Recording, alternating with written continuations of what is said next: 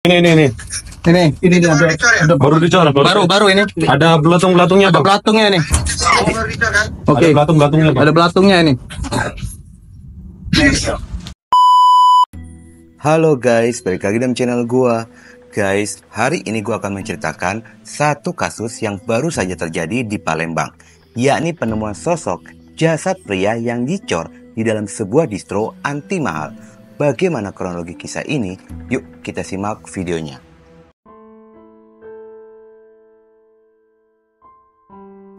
Pada awal kisah ini, kita berkenalan dengan sosok korban, yakni seorang pria muda bernama Anton Eka Saputra berusia 25 tahun. Anton ini telah menikah dengan seorang wanita bernama Rensilia Fitri berusia 26 tahun, dan keduanya pun berasal dari Lampung Utara. Dari pernikahan keduanya, telah memiliki satu orang anak yang masih berusia 1 tahun. Anton dan keluarga mengontrak rumah di perumahan Gotong Royong Soak Simpur, Sukarami. Demi menghidupi keluarganya, Anton ini bekerja menjadi karyawan koperasi dan bertugas sebagai debt collector. Awal mulanya, Anton ini menghilang pada tanggal 8 Juni 2024, sekitar jam 12 siang. Kala itu, Anton pergi mengenakan jaket jeans biru, celana abu-abu, dan membawa motor Vario hitam. Anton berpamitan hendak menagih hutang sebesar 10 juta rupiah kepada Antoni. 1 jam berselang, Anton ini masih terpantau berada di perumahan Sako. Namun beberapa jam kemudian, tepatnya pada jam 5 sore, WhatsApp-nya sudah tidak aktif. Hingga malam semakin larut, Anton tidak kunjung pulang dan keberadaannya pun tidak diketahui. Pihak keluarga segera melaporkan hilangnya Anton kepada polisi. Selain itu, keluarga pun bertanya pada teman-temannya mengenai keberadaan Anton. Namun, tidak ada satupun yang mengetahuinya. Bahkan keluarga mendatangi nasabah yang biasa Anton datang untuk menagih. Namun para nasabah itu mengaku jika Anton tidak datang ke tempat mereka. Sementara istri dari Anton terus menangis dan berharap Anton ini dapat segera ditemukan dalam kondisi baik-baik saja. Pada sisi lainnya, setelah polisi mendapatkan laporan tentang orang hilang, polisi mulai melakukan penyelidikan dengan mengumpulkan informasi tentang Anton, seperti riwayat perjalanan, hubungan pribadi, dan aktivitas terakhirnya. Selain itu, polisi menelusuri nasabah yang biasa didatangi oleh Anton. Dari beberapa nasabah yang didatangi oleh polisi, pihak kepolisian pun mencurigai satu nasabah yang berkaitan dengan hilangnya Anton. Polisi mencurigai sebuah ruko yang dijadikan usaha distro anti mahal. Diketahui jika distro ini berada di Jalan Kiai Dalan Blok D2, Maskarebes, Sukarami. Pemilik distro adalah nasabah dari Anton yang bernama Antoni. Usaha distro itu sudah dirintis sejak lama. Dari usaha itu pun, Antoni bisa mendirikan sebuah rumah mewah yang berada di komplek kehutanan 3 Lorong Klengkeng Raya, Kecamatan Alang-Alang Lebar, yang hanya berjarak kurang lebih 200 meter dari ruko distro tersebut. Rumah itu pun baru dihuni selama 1 tahun setelah proses pembangunannya selesai selama 3 tahun. Namun pada saat polisi mendatangi ruko distro tersebut, polisi menemukan adanya kejanggalan. Yang biasanya distro itu bukan hanya sebagai tempat usaha, namun Antoni dan keluarga beserta dengan ART-nya lebih sering tinggal di sana. Pada saat polisi datang ke ruko, sudah dalam kondisi tutup. Berdasarkan informasi dari orang sekitaran ruko, Antoni ini terlihat terakhir kalinya pada hari Minggu tanggal 9 Juni 2024. Lalu polisi yang di lokasi mencoba mengintip ke dalam ruko, dan polisi melihat ada sebuah cutter terdapat noda darah dan bercak darah di lantai.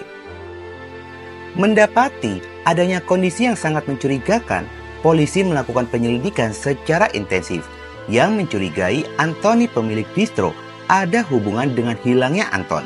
Selain itu, kecurigaan polisi pun semakin menguat ketika melakukan penyelidikan digital forensik milik Anton, yang dimana barang-barang Anton sudah berpindah tangan kepada orang lain. Polisi segera melakukan pendalaman kasus dan mengejar pemilik distro tersebut. Seiring berjalannya penyelidikan polisi, tepatnya 18 hari dari hilangnya Anton, pada hari Rabu tanggal 26 Juni 2024, polisi bersama dengan jajaran kembali mendatangi ruko distro anti mahal dan polisi melakukan pembongkaran kunci pintu, lalu mengarah ke belakang ruko. Di sana polisi menemukan adanya beton baru yang terdapat belatung di atasnya, dan polisi pun melakukan pembongkaran bekas kolam ikan, hingga akhirnya terlihatlah ada sosok tubuh meringkuk di sana, yang diduga kuat sosok itu adalah Anton Eka Saputra yang telah hilang. Proses evakuasi jenazah dari Anton ini memakan waktu sekitar 1,5 jam, yang dimulai pada jam 11 hingga jam 12.30 siang harinya.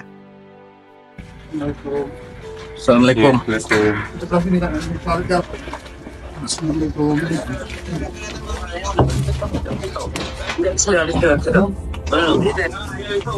Mana? Kayak di bawah ini kayaknya. Di bawah ini kayaknya. Ini lah. Ini ya. Ini. Ya ini. Ini ya. Ini ya. Ini. Ini ada Baru dicor. baru ini. Ada belatung-belatungnya, Ada Bang. belatungnya nih. Oke. Ada belatung-belatungnya, Bang. Ada belatungnya ini.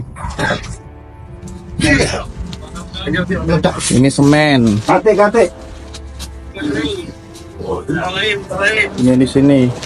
Satu mayatnya.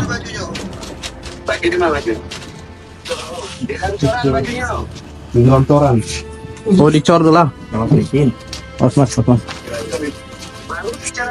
Baru, Bang.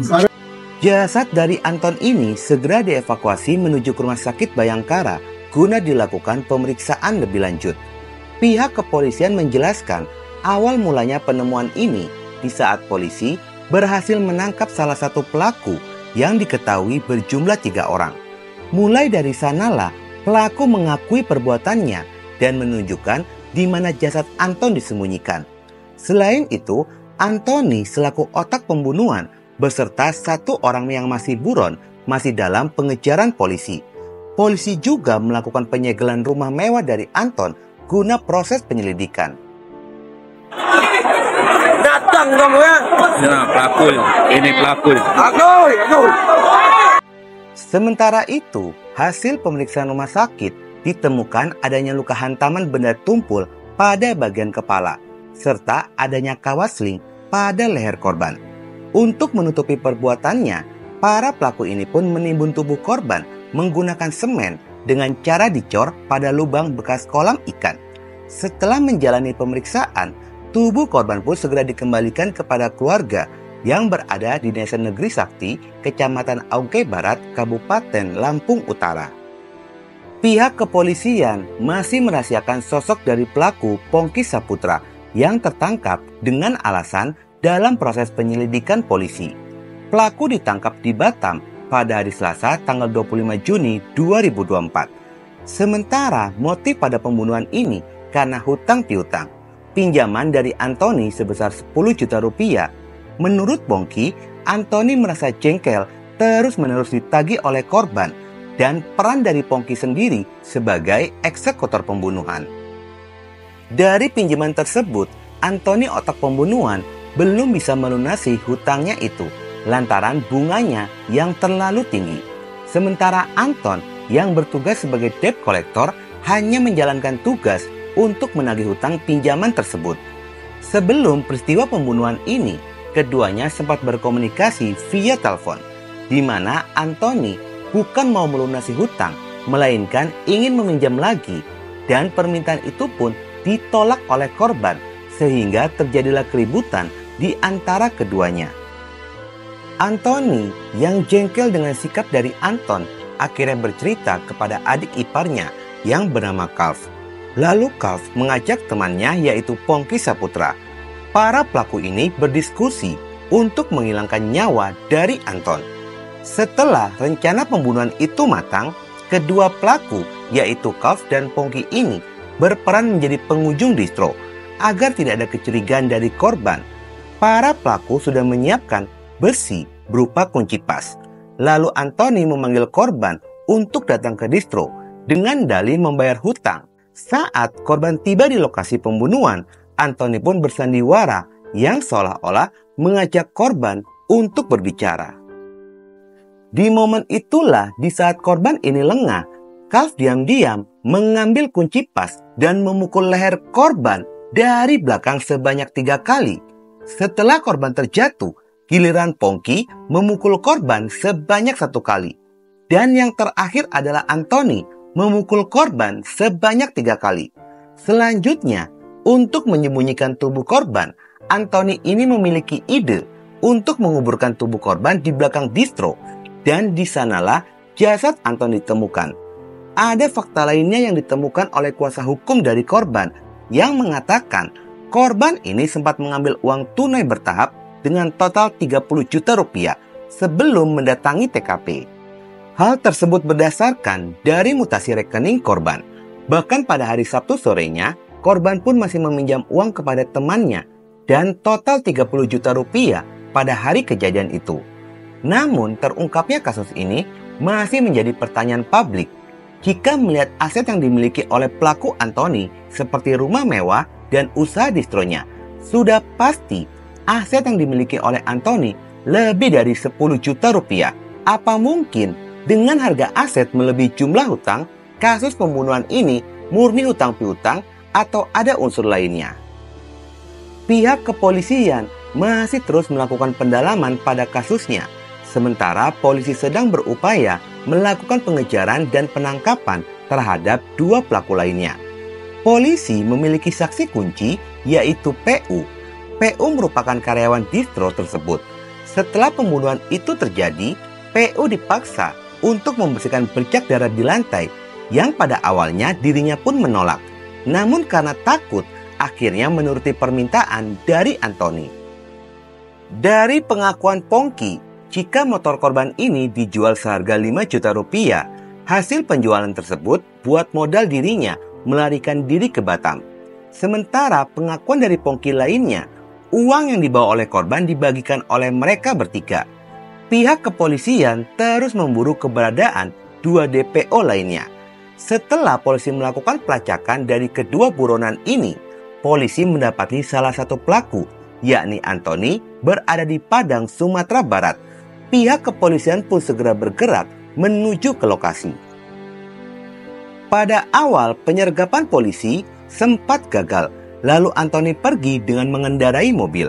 Setelah polisi melakukan penyisiran, rupanya polisi mendapati mobil yang digunakan oleh pelaku Anthony ini sedang parkir di salah satu resto di daerah Padang. Lalu polisi melakukan pengecekan CCTV dan dari rekaman itu polisi mendapati jika pelaku ini sedang makan di salah satu restoran. Tanpa menunggu, polisi berhasil menangkap Anthony tepat setelah 3 hari dari penemuan jasad korban, yakni pada hari Jumat, tanggal 28 Juni 2024. Diketahui, Anthony ini melarikan diri ke Padang di tempat persembunyiannya, yakni di rumah kakak sepupunya. Anthony ditangkap tanpa perlawanan dan segera diterbangkan kembali ke Palembang guna dilakukan pemeriksaan lebih lanjut dan tiba di Bandara Sultan Mahmud Baharudin II Palembang sekitar pada jam 18.30. Anthony tertangkap bersama dengan istrinya, namun polisi masih mendalami peran dari istri pelaku. Menurut pengakuan Anthony, dirinya menyuruh seorang wanita membeli semen. Selain itu, pihak kepolisian pun berhasil mengamankan seorang wanita dengan inisial PT, karyawati distro tersebut. PT bertugas mengawasi depan distro untuk menghalangi pengunjung lainnya masuk ke dalam distro. PT diduga wanita yang diperintahkan oleh Anthony untuk membeli semen dan turut melarikan diri setelah pembunuhan itu terjadi. PT sendiri diamankan di daerah 4 Lawang. Pada saat penangkapan tersebut, ditemukan motor korban bersama dengan PT. Namun polisi masih memberikan status saksi kepadanya dan terus mendalami apa perannya. Sementara itu, dari hasil interogasi didapati motif pembunuhan lantaran rasa kesal dirinya terhadap sikap dari korban dan bunga pinjaman yang terlalu tinggi. Selama pemberitaan pada kasus ini, diketahui pelaku memiliki hutang 10 juta rupiah. Namun dari pengakuan pelaku Anthony didapati hutang pelaku berjumlah 5 juta rupiah. Dari 5 juta pinjaman tersebut, pelaku Anthony harus membayar 24 juta rupiah. Keberatan dengan jumlah bunga tersebut, korban Anton selaku debt collector tidak peduli dan tetap meminta uang pembayaran itu. Namun, yang membuat masalah ini semakin meruncing, korban Anton dalam melakukan penagihan selalu disertai dengan ancaman yang tidak dijelaskan secara rinci seperti apa ancaman tersebut.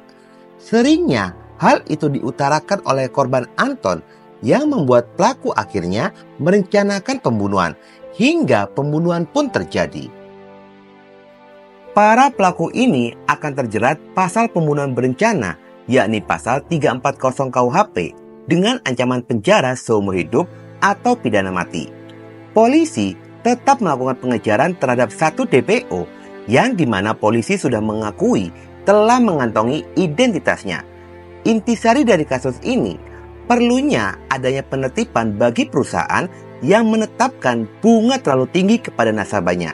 Semoga ini menjadi perhatian pemerintah, terlebih OJK yang membawai masalah pinjaman tersebut. Oke guys, sekian dulu video gue hari ini dan jangan lupa ikuti terus video gue. Oke?